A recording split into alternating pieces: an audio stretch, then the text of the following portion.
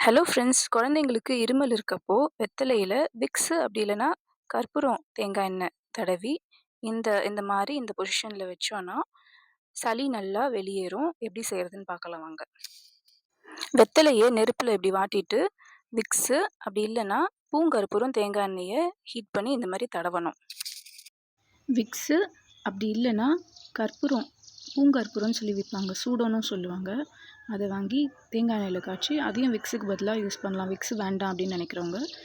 இப்போ இத நெருப்புல வாட்டி, விக்ஸ் நல்லா மெல்ட் ஆன உடனே, மிதமான சூடு இருக்கிறப்போ, குழந்தையோட நெஞ்சிலயும், முதுகுலயும் வச்சோன்னா, நெஞ்சு சளியெல்லாம் நல்லா இளகி, சளி வெளியேறத நம்ம நல்லா பார்க்கலாம்.